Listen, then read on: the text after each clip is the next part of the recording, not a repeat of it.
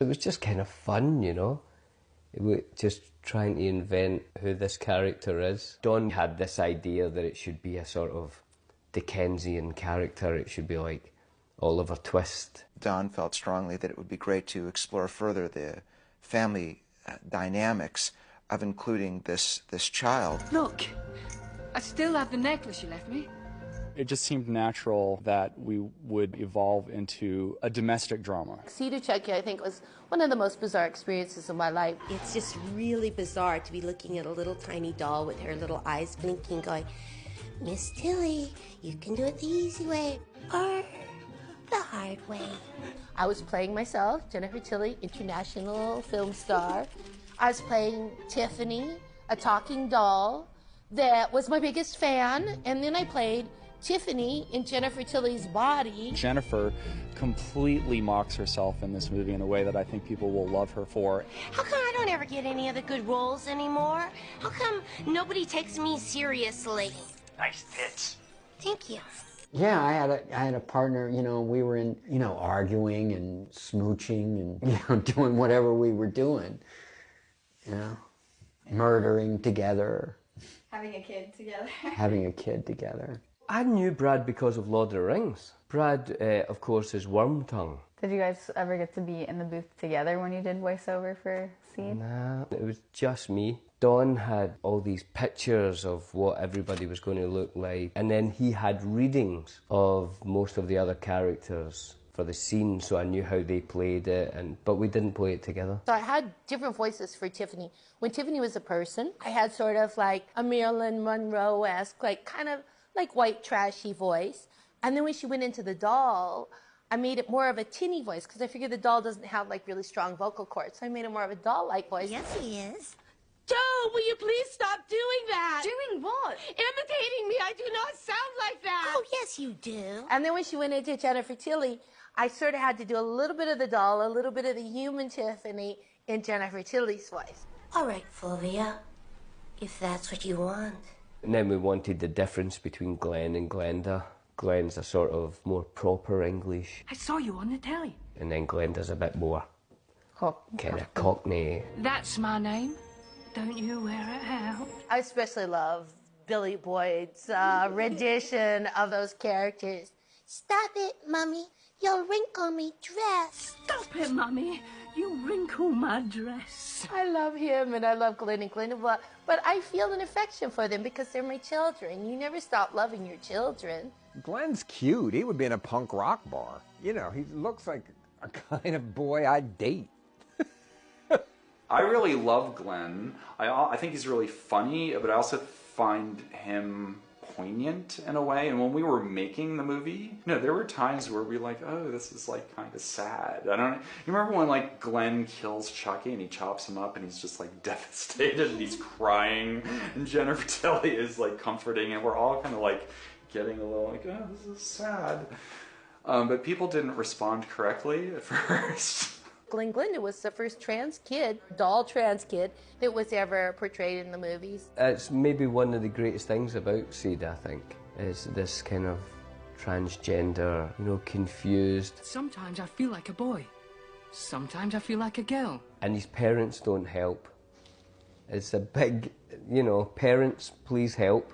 My mission to make the franchise gayer, we address this in a movie that maybe like the audience wasn't ready for. I don't think Seed of Chucky was rejected because of those themes. I think the film was embraced by that niche part of the audience. Now people are more interested in that. Don, you know, in a strange way through the Chucky movies, he sort of educates and makes people feel compassion for people that are not like themselves. Partly you like write what you know, but I also, there's just a part of me that it amused me, the idea of like kind of turning what had become a cultural icon on its head and making the franchise be almost like an ambassador for like gay horror fans. Gay people have always embraced horror films, you know, because they've always been able to relate to the monster, the Frankenstein monster who's, you know, being persecuted and aren't getting a fair shake.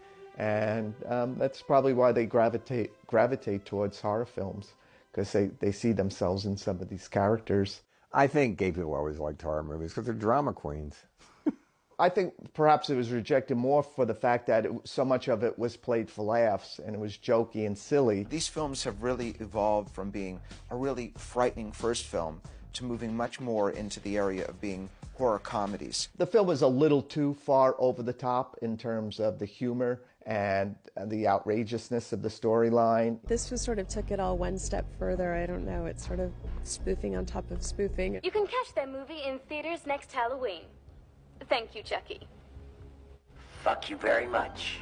I think that was a little too much for horror fans who just go to see a movie for blood and guts. Horror fans really want their scares and their gore, and even though the film definitely had its gore moments, some really grotesque death scenes. What is one of your favorite death scenes? Glenn accidentally kills... Are you talking about with the acid? Yeah. John Waters. John Waters. When I like that because it was accidental. He didn't mean it. Yeah, he loved the Chucky movies, and he always wanted to be a victim of Chucky. Yeah, you should ask him about that. Well, I wanted to, yeah, so I was thrilled to be injured and thrown acid in my face, even better.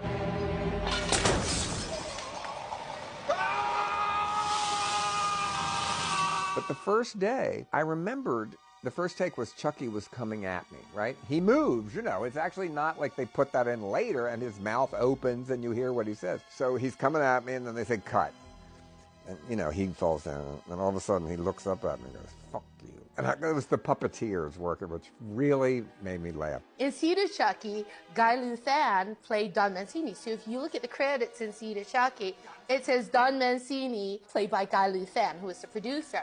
And I really felt like Don should play Guy Luthan, play the actual producer in the movie, or play somebody else, but he didn't want to do it. Just Tony playing himself, and then the puppets getting revenge on the puppeteer.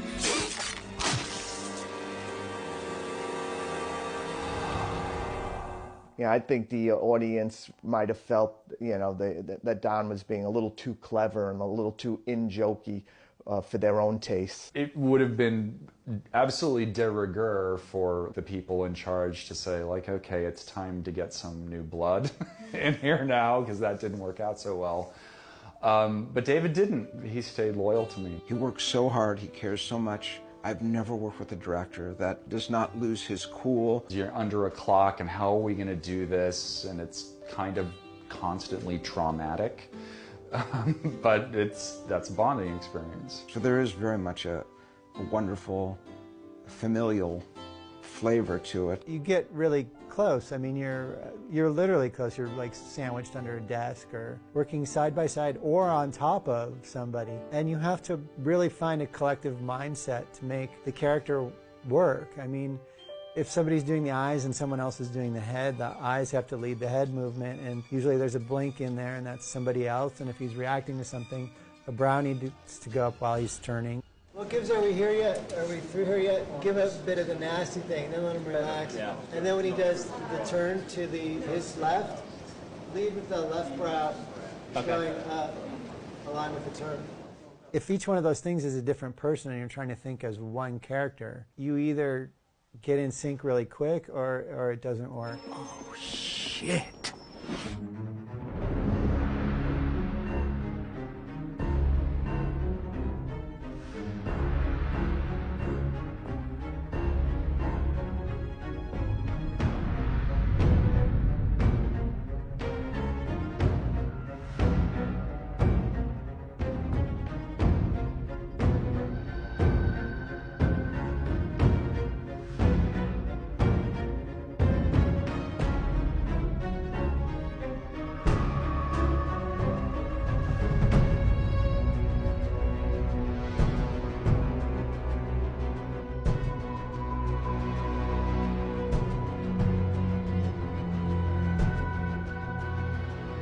With every new rebirth of a film, Chucky's look changes a little bit. In the first two films, Chucky was possessed by Charles Lee Ray. I mean, he still is, but he was progressively turning human, which is, for one reason or another, not the case anymore. You know, there's a lot of Chucky purists, as I say, that would say, oh, I hate the way Chucky looks. I wish he looked like he did in the first film. But if you follow the story, that wouldn't make sense. I watched the doll, but not, of course I can't have a scene with the doll. You know, it was great to be finally able to be there and be around and watch. Today will be the first time I've ever seen Chucky in the plastic version work.